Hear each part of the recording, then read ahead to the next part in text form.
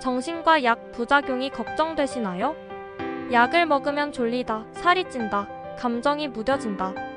이런 얘기 많이 들어보셨죠? 정신과 약물의 부작용은 사람마다 다르게 나타날 수 있는데요. 오늘은 정신과 약물의 대표적인 부작용과 그에 대한 대처법을 알려드리겠습니다. 1.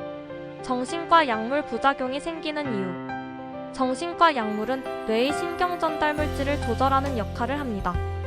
그렇다 보니 신체에 영향을 주는 경우가 있는데요. 대표적으로 약물 부작용이 생기는 이유는 다음과 같습니다. 뇌에서 신경전달 물질 균형이 변화하면서 생기는 반응. 약물 대사 속도가 개인마다 다르기 때문. 복용 초기 신체가 적응하는 과정에서 나타나는 증상. 복용 중 다른 약물이나 음식과의 상호작용. 하지만 대부분의 부작용은 시간이 지나면서 완화됩니다. 또한 약물의 종류와 복용 방법을 조절하면 충분히 조정할 수 있습니다.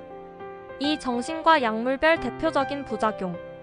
그렇다면 약물별로 자주 나타나는 부작용에는 어떤 것들이 있을까요?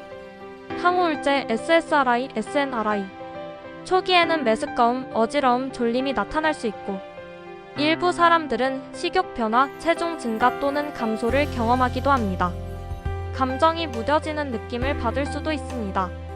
항불안제, 벤조디아제핀 계열. 졸음, 집중력 저하, 기억력 감퇴가 나타날 수 있고 장기간 복용 시 내성, 의존성이 생길 가능성이 있습니다. 수면제, 졸피뎀, 트리아졸람 등. 복용 후 몽롱함, 기억장애 등이 발생할 수 있고 장기 복용 시 의존성이 생길 위험이 있습니다. 기분조절제, 리튬, 발프로산 등. 체중 증가, 손 떨림, 갈증 증가 등이 발생할 수 있고 혈중 농도를 잘 유지해야 효과적이며 정기적인 검사가 필요합니다. 항정신병제, 조현병, 양극성 장애 치료제. 졸음, 체중 증가, 근육 경직 등이 나타날 수 있고 일부 약물은 도파민을 조절하기 때문에 감정이 둔해지는 느낌을 줄 수 있습니다. 이처럼 약물마다 부작용이 다를 수 있으며 개인에 따라 차이가 클 수 있습니다. 3. 정신과 약물 부작용, 이렇게 대처하세요. 그렇다면 부작용이 있을 때 어떻게 대처하면 좋을까요? 졸음이 심할 때 취침 전 복용으로 시간 조정. 속이 울렁거리거나 메스꺼울 때 식사 후 복용.